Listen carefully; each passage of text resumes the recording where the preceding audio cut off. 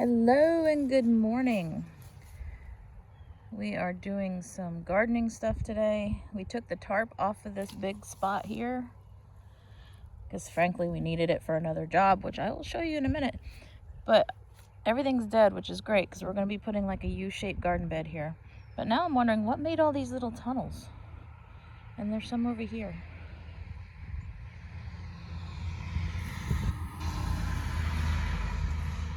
I honestly have no idea. I'm curious. But anyway, details on this later. Let's go over here. Look at the broccoli that all bolted. I've not been pulling this out because the bees have been enjoying it, but I think today is the day that we're finally possibly going to mow this all down, pull out the trellis. We got some better plans for our in-ground gardens. But here's the crazy big project we've been working on for 2 days. So if you've seen my past videos, you know we tried to grow garlic and onions over in this area last year, which the onions did, or the garlic did great, but the onions wouldn't bulb. They did terrible. Well, for one, it is so full of rocks. Look at all those little rocks. It's ridiculous. The square bed over there that I was just at is full of rocks. In front of the house, right here, full of rocks. What is the obsession these people had with rocks? I don't know. It's driving us crazy.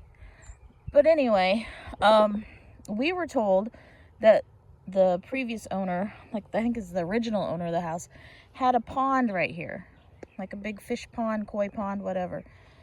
And the person who told us wasn't sure if the liner had been removed. And we had noticed that when it rains, like a heavy rain, it pools right here. And the water doesn't drain very well. And we were like, oh, okay, so the liner's probably in there. So we thought, let's dig down, find the plastic liner, because that's what people usually use when they build a koi pond, and pull it out. And pull out all the dirt. We weren't expecting all these rocks. You see all the rocks with all the dirt that we already pulled out. And what we really weren't expecting, let me get down here in this hole. They built this pond like a freaking swimming pool, people. This is thick cement in a bowl shape. You can see a little bit there, some over here. And the whole bottom of this is cement. Really?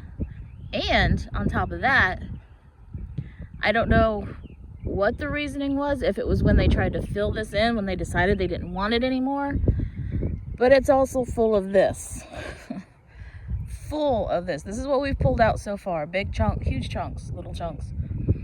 And weed fabric, like heavy duty weed fabric is under here as well. If you're deciding you don't want a cement pond anymore, break up the cement, pull that out, and then fill in the hole. But not with that. So anyway, this has turned into a huge project that we were not expecting to be so huge. Because we thought, again, plastic liner, pull it out, put the dirt back. Well, now we can't even just put the dirt back because it's so full of rocks, which, yeah, rocks will help it drain, which is fine. But it's really hard to grow anything in. So our goal right now is to get all the dirt out inside the hole that we can. And then we may not even remove all of the cement in the bowl, but we're going to at least try to sledgehammer through the middle, you know, and the bottom as much as we can, and pull those pieces out so that it can drain down into the ground. And you're looking at my hand, aren't you? Whee! So it can drain down into the ground and not become a flooding issue, which it has been. So that's our plan.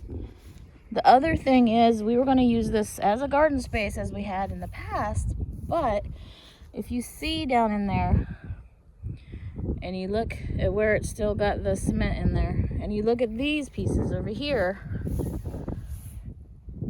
there is some kind of paint all over this stuff. We're not ever going to be able to get all that paint out. I don't know what's in that paint. Is it lead? I don't know. I don't know what year this thing was put in. But it's got to be paint like you would use for a swimming pool, you know. So we don't know what kind of paint this is, what it would do to our food, what it would leach into our food. So this bed is no longer going to be a food growing bed. Once we get this filled in with good dirt, we'll put some good soil, some good compost, and this is going to become a nice flower bed. So, huge project, which wasn't supposed to take so long. We've been working on it for 2 days now, just a few hours a day. And we've got somebody that's going to bring us a sledgehammer or maul or something. So when we reach the bottom, we're going to see if it works to where we can break that up and create some drainage.